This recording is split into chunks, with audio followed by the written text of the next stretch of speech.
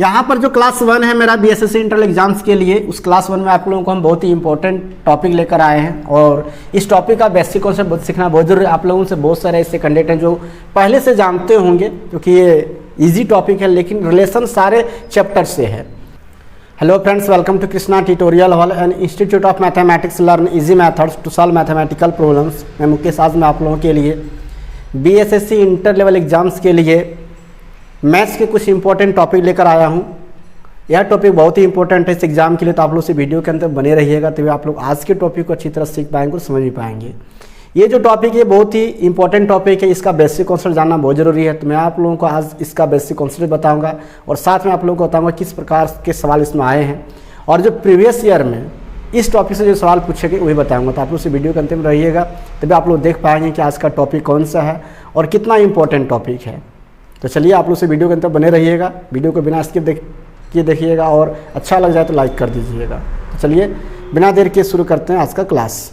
आज का क्लास शुरू करने से पहले एक बात कहना चाहता हूं, अगर आप चैनल पर नए हैं, पहली बार मेरी वीडियो को देख रहे हैं तो चैनल को सब्सक्राइब कर लीजिए और बेल आइकन को प्रेस कर दीजिए ताकि आपको मेरी रेगुलर आने वाली वीडियो का नोटिफिकेशन मिलता रहे। और मेरी क्लास अगर आपको अच्छा लगता है तो लाइक करना मत भूलिएगा। चलिए शुरू करते हैं आज का क्लास।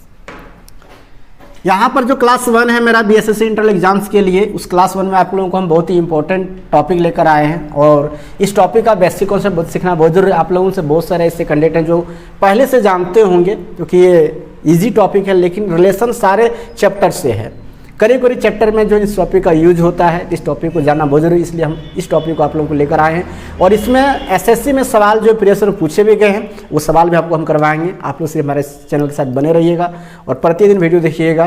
कल मैंने आप लोगों को करवाया था कि कौन कौन से इंपॉर्टेंट टॉपिक हैं और क्या सिलेबस है, उसी के बारे में मैंने बताया था। उस वीडियो को आप लोग नहीं देखें देख लीजिएगा, लिंक में डिस्क्रिप्शन में दे रखा है। तो चलिए अभी हम जो बात करेंगे, जो टॉपिक मेरा है आज वो है एलसीएम और एचसीएफ। आप लोग जानते होंगे एलसीएम और एचसीएफ जो है वो इंपॉर्टेंट टॉपिक है और इसको सीखना बहुत ज़रूरी है। किस प्रकार से भिन्न संख्याओं का एलसीएम निकालते हैं, घातांक वाली संख्याओं का एलसीएम निकालते हैं, ये सारी बात हम बताएंगे आप लोगों को। इसका बेसिक कॉन्सेप्ट क्या है, तो सबसे बेसिक जो एलसीएम एचसीएफ निकालने का रूल है वो मैं बताने जा रहा हूँ आप लोगों को। तो चलिए हम शुरू करते हैं। सबसे पहले पढ़ते हैं हम लोग एलसीएम को। एलसीएम को लोग हिंदी में कहते हैं लॉसअ। लॉसअ का पूरा मतलब होता है लघुत्तम समापवर्तीय। इसको बहुत लोग समापवर्तक भी बोल देते हैं, जो कि गलत है, क्योंकि समापवर्तक मतलब होता है कॉमन फैक्टर और समापवर्तीय मतलब होता है कॉमन मल्टीपल, एक गुणज होता है। जैसे कि अगर 2-3 संख्याओं का एलसीएम निकालने के लिए कहा जाता है तो उन संख्याओं का एक ऐसा गुणज जिनमें इन सभी संख्याओं से भाग लग जाए तो वो हम कहेंगे कि उन संख्याओं का वो एलसीएम है, यानी लघुत्तम है, लॉसअ है। तो इसको इंग्लिश में हम लोग क्या कहते हैं, एलसीएम। और एलसीएम का मतलब क्या होता है, तो लोवेस्ट कॉमन मल्टीपल। सबसे छोटा से छोटा जो गुणज होगा किसी संख्याओं का, वही गुणज जो उस संख्या का लॉसअ होगा, यानी एलसीएम होगा। इसके बनाने के कितने मेथड हैं, बेसिक बात बता रहे हैं इसलिए बेसिक मेथड ही बता रहे हैं। बनाने के कितने मेथड है, तो इसके 2 मेथड है, एक भाग विधि और दूसरा है गुणनखंडन विधि। भाग विधि और गुणनखंडन विधि जो है, किसी भी विधि से अगर आप एलसीएम निकालते हैं तो आपका आंसर एक ही आने वाला है, इसलिए कोई दिक्कत नहीं। लेकिन हाँ, बेसिक से ये है, शॉर्ट ट्रिक भी होता है इसका, वो भी हम बताएंगे कि शॉर्ट ट्रिक किस प्रकार से आप निकालते हैं एलसीएम एचसीएफ। लेकिन सबसे पहले बेसिक जो बात है वो जान लीजिए कि भाग विधि और गुणनखंडन विधि जो इसका बेसिक मेथड है एलसीएम फाइंड करने का, वो किस प्रकार से फाइंड करते हैं। देखिए, किसी भी विधि से आप एलसीएम निकालते हैं आपका आंसर एक ही आने वाला है। कुछ हम एग्जाम्पल बनाकर आपको दिखाते हैं। जैसे कि हम एक संख्या यहाँ पर लिखते हैं कि 18, 12 और 16 और कहते हैं कि इसका एलसीएम निकालिए भाग विधि से। भाग विधि से जब भी आपको एलसीएम निकालने के लिए कहा जाए तो आप याद रखिएगा सबसे पहली बात कि आप गुणनखंडन की संख्या के करते हैं या फिर भाग विधि से आप एलसीएम निकाल रहे हैं, तो किसी भी संख्या से भाग नहीं देना है, बल्कि उनमें आपको भाग देना है अभाज्य संख्या से। अभाज्य संख्या किससे कहते हैं, वैसी संख्या जिनमें किसी भी संख्या से भाग नहीं लगता है, सिर्फ और सिर्फ उसी संख्या से भाग लगता है और 1 से लगता है। कौन कौन सी ऐसी संख्याएं हैं, तो जैसे कि 2 हो गया, 3 हो गया, 5 हो गया, 7 हो गया, 9 नहीं होगा, 9 भाज्य संख्या, इसमें 3 से भाग लगता है। 7 के बाद 11 हो सकता है, 13, 17, 19, इस तरह बहुत सारी संख्या है जिनमें सिर्फ और सिर्फ इसी संख्या से और 1 से भाग लगता है, किसी भी अन्य संख्याओं से भाग नहीं लगता है, इसलिए हम इस संख्या को क्या बोलेंगे, अभाज्य संख्या बोलेंगे। अब यहाँ पर जो एलसीएम निकालने के लिए संख्या हमारे पास दी गई है वो 3 संख्या 18, 12, 16। तो यहाँ एक रूल है जो आपको याद रखना बहुत ज़रूरी है कि किसी भी अभाज्य संख्या से अगर हम भाग यहाँ पर दे रहे हैं तो सबसे पहला काम होता है चेक करना। चेक ये करना है कि जैसे कि यहाँ पर 3 संख्या है और किसी भी अभाज्य संख्या से भाग दे रहे हैं तो उससे इन तीनों संख्या में भाग लग जानी चाहिए, तभी हम इसका उससे भाग देंगे, या फिर इन 3 में नहीं लगे तो कम से कम 2 संख्या में अवश्य भाग लगनी चाहिए। अगर 1 में लग रहा है तो उस संख्या से हम भाग नहीं देंगे। तो अगर यहाँ हम 2 से भाग देते हैं तो 2 से 3 में भाग लग जाएगा, तब इसको हम अंडरलाइन कर देते हैं और भाग देते हैं 2 से। तो 2 9 18, 2 6 12, 2 8 16। अब अगर फिर से हम अगर 2 से भाग देते हैं तो 2 संख्या कटेगा, 4 6 और 8। तो इसके नियम को फॉलो कर रहे हैं इसलिए हम 2 से भाग दे देते हैं। 9 में नहीं लग रहा है, इसमें लग रहा है 2 3 6, 2 चौका 8। उसके बाद यहाँ अगर हम 2 से भाग देते हैं फिर से तो हम 4 में भाग लगेगा, 9 और 3 में नहीं लगेगा। तो ऐसी स्थिति में भाग हमको नहीं देना, क्योंकि एक संख्या अगर भाग लग रहा है तो 2 से नहीं देंगे। 2 के बाद है 3, तो 3 से देख रहे हैं 9 और 3 में भाग लग रहा है, इसलिए हम पहले अंडरलाइन कर दिए थे। जब भाग नहीं लगेगा तो अंडरलाइन हमको नहीं करना है। तो यहाँ 3 से लग जाएगा, 3 3 9, 3 एकम 3 और 4 का 4। अब अगर हम फिर से 3 से भागते हैं तो 3 में लगेगा, 1 और 4 में नहीं लगेगा। बाकी कोई संख्या है नहीं 5 से, तो 5 से तो यहाँ लगेगा नहीं। इसका मतलब है किसी संख्या से भाग लगने वाला नहीं है। तो ये साइड में जो भी अंक है सबको गुना कर दीजिए, वही मेरा हो जाएगा एलसीएम। तो क्या क्या आया, 2 गुना 2 गुना 3 गुना 3 गुना 4, गुना कीजिए 2 दूनी 4, 4 तिया 12, 12 तिया 36, 36 चौका 144। जैसे कि मैंने आपको पहले ही बताया कि ये 144 जो यही है मेरा एलसीएम में, कैसे पता करेंगे। तो ये जिन संख्याओं का गुणज आया है, मल्टीप्लेक्शन आया है, मतलब 144 मल्टीपल है, मल्टीप्लेक्शन नहीं मल्टीपल आया है, वो इन सभी संख्याओं से अगर डिवाइड हो जाता है, अगर भाग लग जाता है, तो हम कह सकते हैं कि ये तीनों संख्याओं का एलसीएम यही है। तो यहाँ पर देखिए 18 से भाग देंगे तो 144 पर लग जाएगा, 18 8 44 से, 12 से भी लगेगा, 12 12 में, 16 से 16 9 44 से, यानी इन तीनों संख्याओं से इसमें भाग लग रहा है। इसका मतलब है कि यह तीनों संख्याओं का एलसीएम 144 है। अगर आप गुणनखंडन विधि से बनाएंगे तब भी आपका आंसर 144 ही आएगा। गुणनखंडन विधि क्या करना है, तो आपको इन अभाज्य संख्याओं से भाग दे देकर इनको जो है अभाज्य संख्याओं के गुणज के रूप में लिखना है। उसी को हम लोग गुणनखंडन कहते हैं या फिर अभाज्य गुणनखंडन कहते हैं। तो बारी बारी में तीनों संख्याओं को गुणनखंड करते हैं, फिर उसका एलसीएम भी कैसे निकालते हुए बताएंगे आपको। देखिए सबसे पहले 18 का गुणनखंडन हम करेंगे तो 2 से लग जाएगा, 2 9 18, अब 2 से नहीं 3 से लगेगा, 3 3 9, फिर 3 से लगेगा, 3 एकम 3। तो 18 का जो गुणनखंड होगा वो क्या हो गया, 2 गुना 3 गुना 3। तो देखिए इसमें 2 और 3 आया, मतलब अभाज्य संख्या है, इसलिए 18 का ये अभाज्य गुणनखंडन हो गया। 12 का करते हैं, 2 6 12, फिर 2 3 6, फिर 3 एकम 3। तो 12 का गुणनखंडन क्या लिखेंगे, 2 गुना 3। यहाँ भी अभाज्य गुणनखंडन हो गया। उसी तरह से 16 का करते हैं तो 2 8 16, 2 चौका 8, 2 दूनी 4, फिर 2 एकम 2। तो 16 का गुणनखंडन क्या आ गया, 2 गुना 2 गुना 2 गुना 2। तो यहाँ पर देख रहे हैं कि जो भी हुआ वो सारे संख्याओं में अभाज्य गुणनखंडन, जब भी किसी गुणनखंडन आप करेंगे तो अभाज्य गुण संख्या ही आएंगे। अब एलसीएम मेरा कौन सी संख्या होगी, तो जो अभाज्य संख्या अधिक होगी। यहाँ 2 1 है, यहाँ 2 2 है, यहाँ 2 4 है, तो ये मेरा क्या हो जाएगा, एलसीएम हो जाएगा। उसके बाद यहाँ 2 को 3 है, यहाँ 1 को 3 है, तो ये भी हो जाएगा मेरा 2 को 3। अब गुना कर दी, 2 दूनी 4, 4 दूनी 8, 8 दूनी 16, 16 3 48, 48 3 144। तो ये हो गया। देखिए भाग विधि से मेरा एलसीएम 144 है, गुणनखंडन विधि से भी मेरा एलसीएम 144 आया। तरीका क्या चेक करने का था, तो यही जो मेरी संख्या एलसीएम में आ रही है उससे अगर उन सभी संख्या में भाग लग जाता है तो हम कहते हैं कि वो क्या है, अभाज्य संख्या, यानी वो उसका गुण एलसीएम है। अगर भाग नहीं लगता तो उसका एलसीएम नहीं है। तो ये तो हो गया अभाज्य संख्या से भाग लगने वाली संख्या। कभी कभी अभाज्य संख्या का भी एलसीएम निकालने के लिए दे दिया जाता है। तो जिनका कोई भी कॉमन फैक्टर जिसमें किसी भी संख्या से भाग नहीं लगता है, उन संख्याओं का एलसीएम उनके गुणनफल के बराबर होता है। जैसे अगर हमसे पूछा जाता है कि 3 और 5 का एलसीएम क्या होगा, तो तीनों देखिए इसमें किसी से भाग नहीं लगेगा, ये अभाज्य संख्या है और अभाज्य संख्या का एलसीएम जो है इनके गुणनफल के बराबर होगा। जैसे 3 5 कितना होता है 15, तो 3 और 5 का एलसीएम कितना हो जाएगा, 15 होगा।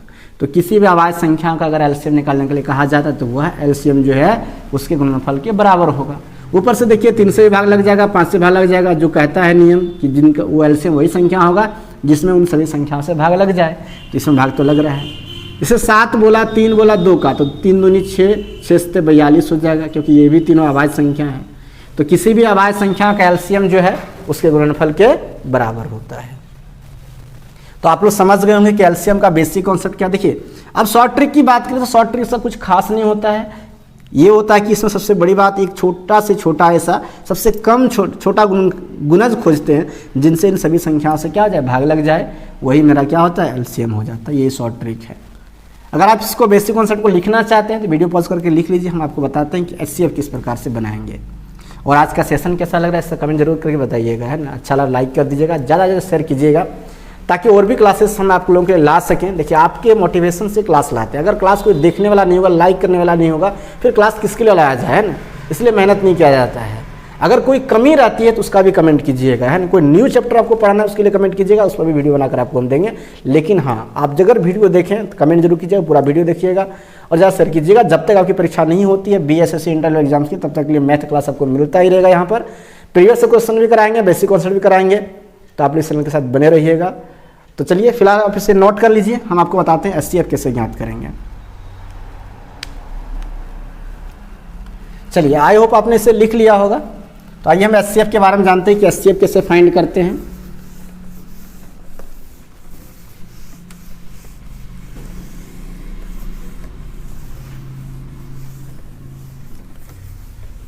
देखिए किसी भी संख्या का एचसीएफ जिस प्रकार से हम एलसीएम निकालें उसी तरह से निकालते हैं। एचसीएफ का मतलब क्या होता है, सबसे बड़ा से बड़ा गुण, ऐसी कॉमन फैक्टर जिससे जिन संख्या का एचसीएफ निकालने के लिए कहा, जैसे दो संख्याओं का एचसीएफ निकालने के लिए कहा जाए तो इन दोनों में से एक बड़ा से बड़ा कॉमन फैक्टर जिससे इन दोनों में भाग लग जाए।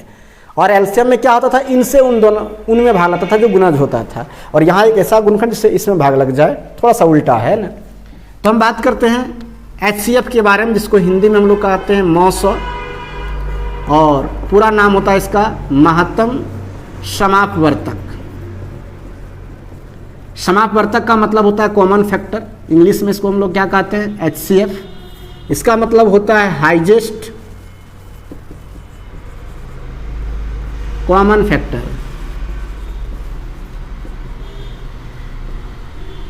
हाईएस्ट कॉमन फैक्टर यानी सबसे बड़ा से बड़ा ऐसा कॉमन गुणज जिससे उन सभी संख्या में भाग लग जाए, वही मेरा क्या होगा, एचसीएफ होगा। एलसीएम की तरह इसको बनाने के दो मेथड हैं। पहला मेथड जो है उसको हम लोग कहते हैं भाग विधि, और दूसरा जो मेथड है उसे हम लोग कहते हैं गुणनखंडन विधि। आप किसी भी विधि से अगर आप निकालते हैं एचसीएफ तो आपका आंसर एक ही आएगा, जिस प्रकार से भी आपने एलसीएम में देखा कि हमने भाग विधि से बनाया या फिर गुणनखंडन विधि से, आंसर मेरा एक ही आया था।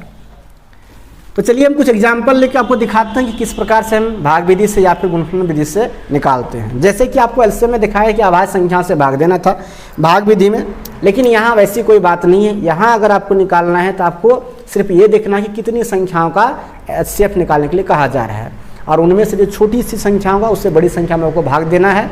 और वह भाग की प्रक्रिया तब तक करना जब तक आपका शेषफल 0 नहीं आ जाए। जैसे आपका शेषफल 0 आए और अंतिम जो भाजक बचे वही आपका आंसर होगा। जैसे देखिए आप एक संख्या ले रहे हैं, कहते हैं कि 12 और 18 का एचसीएफ बताइए क्या होगा।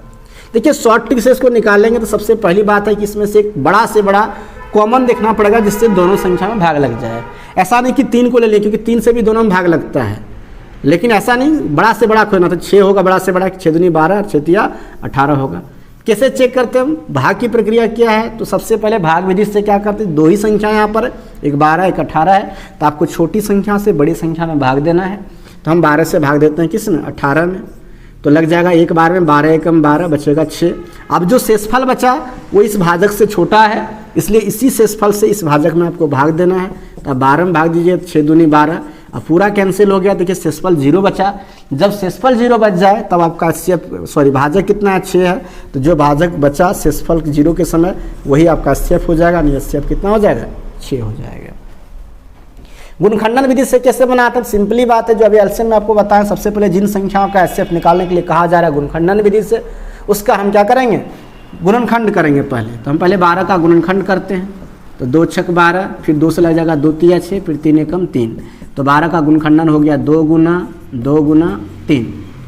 18 का भी इसी तरह से निकालेंगे तो 18 का गुणनखंडन क्या आ जाएगा, 2 9 18, फिर 3 3 9, फिर 3 1 3, फिर इसको भी यहीं पर लिख दीजिए 2 गुना 3 अब मेरा एचसीएफ क्या होगा, तो जो दोनों में सेम संख्या हो, कॉमन उसी को कहा जाता है जो दोनों में सेम रहे। तो देखिए 2 का जोड़ा लग रहा है, एक 3 का लग रहा है, ये 2 और 3 तो कॉमन है नहीं, तो मेरा एचसीएफ कितना हो जाएगा, 6 हो जाएगा। सॉरी 6 कैसे, यहाँ पे गुना के रूप में लिख दीजिए, एक कॉमन में 2 आया, एक 3 आया है, तो 3 दूनी 6 हो गया। तो इस प्रकार से आप देख रहे हैं कि हम एचसीएफ ज्ञात कर सकते हैं 2 और 3 के रूप में। कॉमन लेकर जितना कॉमन आएगा उतना गुना करिए, वही आपका एचसीएफ हो जाएगा। तो देखिए भाग विधि से भी आपका एचसीएफ आया था 6, और गुणनखंडन विधि से आपका एचसीएफ क्या आया, 6 आया। तो आप किसी भी विधि से आप एचसीएफ निकालिए, किसी भी संख्या का एचसीएफ आपका सेम आने वाला, एक ही आंसर होगा। अब देखिए कुछ ऐसी बातें जो संख्याओं से संबंधित होता है, जैसे आपसे अगर पूछ दिया जाए 2 लगातार सम संख्याओं का एचसीएफ क्या होगा, 2 लगातार सम संख्या का एचसीएफ हमेशा 2 होता है, इसे याद रखिएगा। कैसे जैसे बोल दिया जाए कि 4 और 6 का बताइए, तो 4 से आप 6 में भाग देंगे तो 4 एकम 4 लगेगा, फिर 2 बचेगा, फिर 2 से 4 भाग दीजिएगा, 2 दूनी 4 हो जाएगा, तो कितना आया, 2 आया। आज या फिर 6 और 8 का दे, उसमें भी 2 ही आएगा। 2 लगातार सम संख्या का एचसीएफ हमेशा 2 ही होगा, इस चीज़ को याद रखिएगा। विषम संख्या का पूछा जाए, 2 लगातार विषम संख्या का एचसीएफ क्या होगा, तो 2 लगातार विषम संख्या का एचसीएफ जो है वो 1 होगा। जैसे कि बोल दिया जाए 3 और 5 का, तो इन दोनों में कोई कॉमन नहीं है, इन दोनों में कोई कॉमन नहीं है, तो 1 है। आप भाग भी देकर देख सकते हैं ना, जैसे 3 से भाग अगर हम दिए 5 में, 3 से अगर भाग हम 5 में देते हैं तो कितना हमारा लगेगा, 3 एकम 3 लगेगा, बचेगा 2, 2 से भाग दिए 3 में, फिर लगेगा 2 एकम 2, बचेगा 1, 1 से 2 भाग दिए तो 2 एकम 2 लगेगा। तो यहाँ लास्ट में कितना बचा, 1 बचा। तो 2 लगातार विषम संख्याओं का एचसीएफ जो है वो 1 होता है, लेकिन 2 विषम संख्या का पूछा जाए तो वो 1 नहीं होगा, कोई भी 2 विषम संख्या। जैसे कि बोल दिया कि 3 और 9 का, तो 3 और 9 में कॉमन है 3, 3 3 9, 3 एकम 3, तो यहाँ 3 हो जाएगा। किसी को याद रखिए, लगातार जब पूछा जाए तब याद रखिएगा 2 लगातार सम संख्याओं का तो 2 होगा, 2 लगातार विषम संख्याओं का 1 हो जाएगा। आई होप आप एचसीएफ और एलसीएम का बेसिक कॉन्सेप्ट जो है वो आप समझ गए होंगे। तो भिन्न संख्याओं का एलसीएम कैसे निकालते हैं, एचसीएफ कैसे निकालते हैं, घातांक वाली संख्या का एचसीएफ एलसीएम कैसे निकालते हैं, वो आपको हम नेक्स्ट क्लास में बताएंगे, क्योंकि आज ही बताएंगे तो वीडियो लंबी हो जाएगी, और लंबी वीडियो भी आप लोगों को प्रोवाइड करेंगे। अगर आप लोग पूरा का पूरा वीडियो देखते हैं, अगर आपको पसंद आता है कमेंट जरूर कीजिएगा आप लोग, है ना। अगर आपको एक ही क्लास में ज़्यादा से ज़्यादा क्लासेस चाहिए तो आपका सपोर्ट हमें मिलना चाहिए, तभी हम ज़्यादा से लंबा वीडियो बनाकर लाएंगे आप लोगों के लिए। फिलहाल इसको आप लिखना चाहते हैं, वीडियो पॉज करके लिख लीजिए। आई होप आज का टॉपिक आप समझ गए होंगे, और आज के टॉपिक के बारे में क्या लगा, और बीएसएससी इंटर लेवल एग्जाम के लिए आपको कौन सा टॉपिक चाहिए उसका भी कमेंट कीजिएगा। हम आपके लिए स्पेशल वीडियो बनाकर लाएंगे, जिस टॉपिक पर आपको चाहिए उस पर आपकी कमेंट को देखकर हम वीडियो बनाएंगे। फिलहाल हम आपको बेसिक कॉन्सेप्ट बताए हैं, अगले क्लास में जब मिलेंगे तो आपको बताएंगे कि भिन्न वाली संख्याओं या फिर घातांक वाली संख्याओं का एचसीएफ और एलसीएम किस प्रकार ज्ञात किया जाता है। आज से क्लास के बारे में फीडबैक देना मत भूलिएगा, क्योंकि आपके फीडबैक से मोटिवेट होकर और भी क्लासेस हम आप लोगों के लिए लाते हैं। ज़्यादा शेयर कीजिएगा, अपने फ्रेंड्स को लाइक कर दीजिएगा, और नए हैं पहली बार वीडियो देख रहे हैं तो चैनल को सब्सक्राइब कर लीजिएगा। तो चलिए फ्रेंड्स, मिलते हैं फिर नेक्स्ट क्लास में। आज से क्लास कैसा लगा है कमेंट करके बताइएगा, अच्छा लगा तो लाइक कीजिए, ज़्यादा शेयर कीजिए, और नए हैं पहली बार मेरी वीडियो को देख रहे हैं तो चैनल को सब्सक्राइब कर लीजिए। तो चलिए मिलते हैं फिर नेक्स्ट क्लास में, तब तक आप सबको थैंक यू।